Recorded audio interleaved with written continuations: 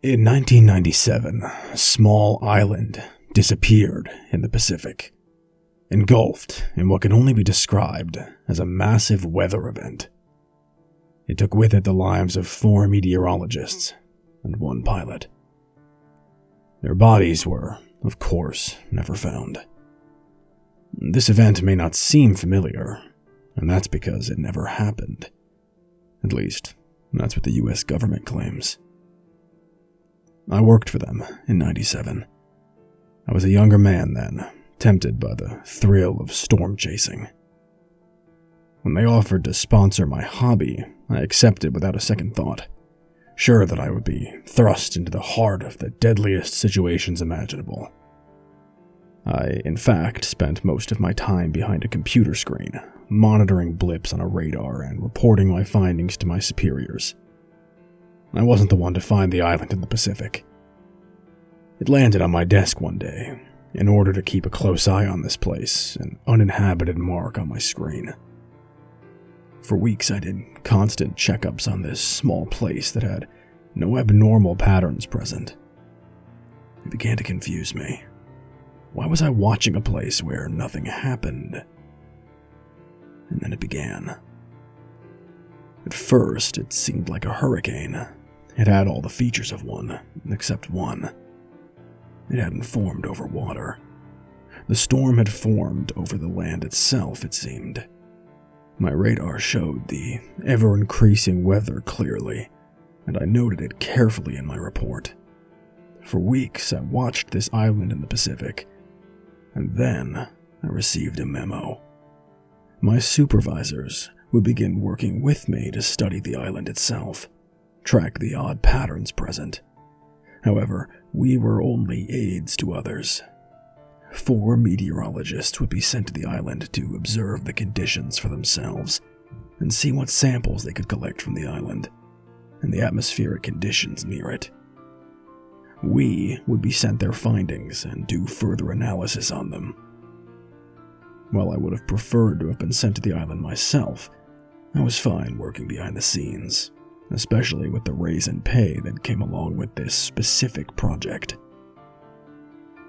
Our team was moved from our station into another room in our facility, and in the week preceding the meteorologist's search, we continued to observe dangerous patterns on the island. Talking among ourselves, we on the team suggested that the researchers not go, out of concern for their safety. The higher-ups did not agree with us, and told us that the research was of utmost importance, and needed to be conducted. This news was blunt, and when it was given, it was definite and unwavering. In my boss's eyes, I saw something I was surprised to see. Fear. The meteorologists were taken to the island via a small plane. We on the team were not given anything but identifiers for them so that we could track their findings. No names, just A, B, C, D, and P, the pilot of the plane. The team was kept very unaware of everything going on, even in terms of the research being sent back. The meteorologists were told to use code for what they'd found on the island, which we would give to our supervisors. It was strange reading reports of high levels of Klondike in the air and traces of beta in the soil. It was also secretive, so restricted from us. We were middlemen, only there to receive these odd messages.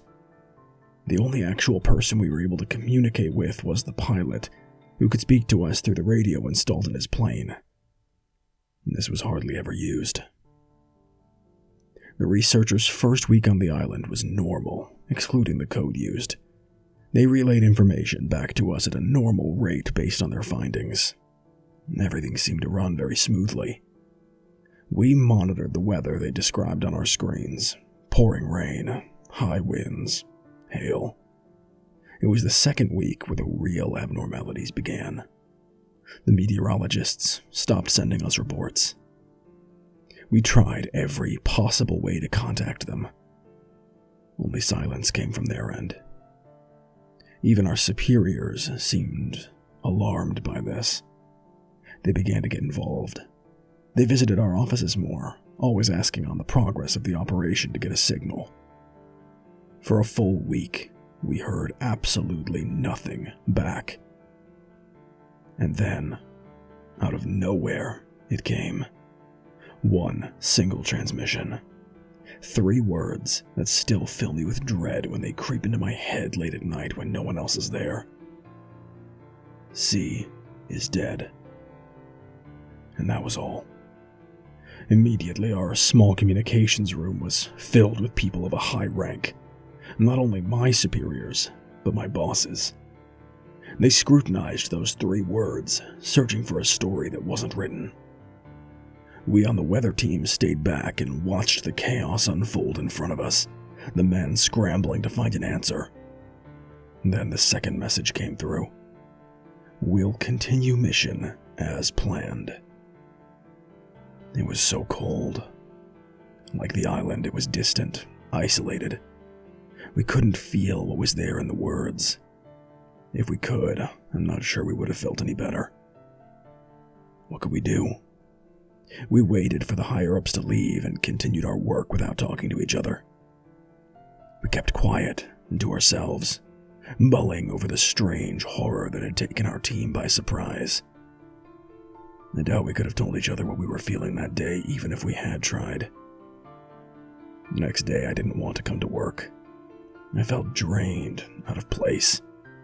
I was being taken for a ride that I didn't want to go on, kidnapped and held hostage by the circumstances I had put myself in. Apparently my team must have felt the same way because only about half of us showed up at all.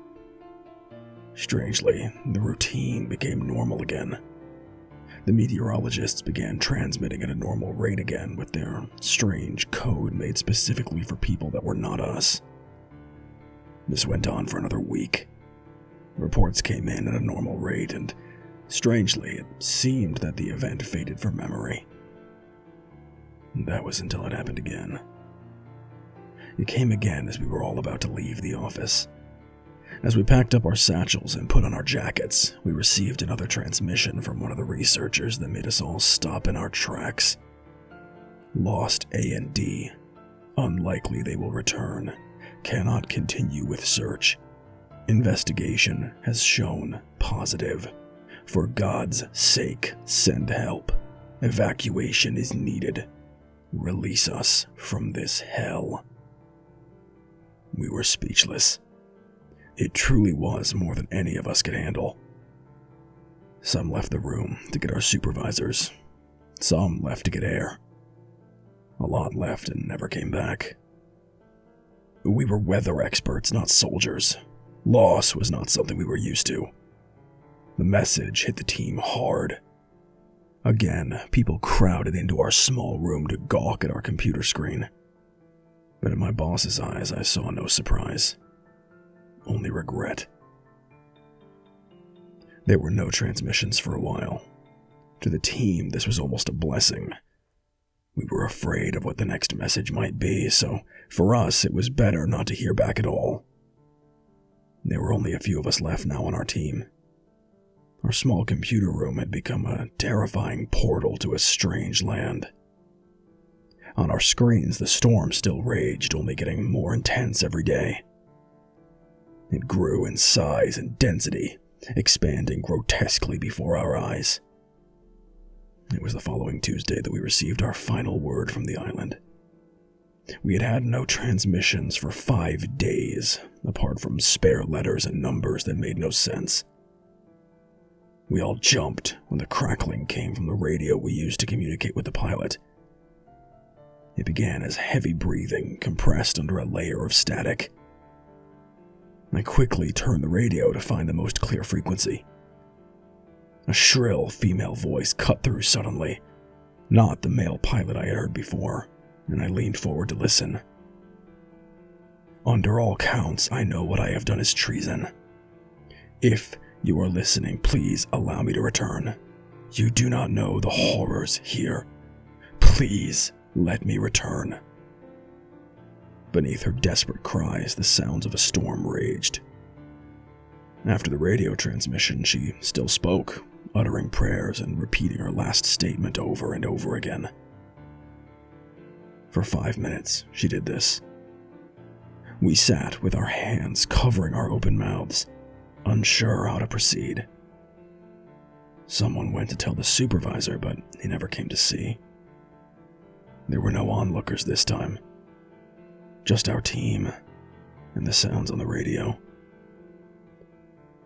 After those 5 minutes, her prayers turned into a shriek. She shouted no, and then the radio transmission cut out. On our computer screens, the storm completely overtook the island. It increased drastically in size, density, and speed. All of the team left the room, except for me. Some cried, others were too shocked to speak, but I stayed, infatuated by what I saw displayed on the screen. The storm moved so fast. I watched as it moved, breaking apart, and saw all the pieces move into the ocean. As the storm cleared, I refreshed my screen to make sure I hadn't encountered a glitch in my system. The island was gone. I was offered a large severance package the next day. They thanked me for my help on the weather monitoring project. I took the money and never went back to storm chasing. I can hardly stand the rain. When it beats on my windows at night, I'm only reminded of the colors on my screen that shook me to my core so many years ago. I'll never know what was on that island, and I'm fine with that. I'm not sure I really want to know.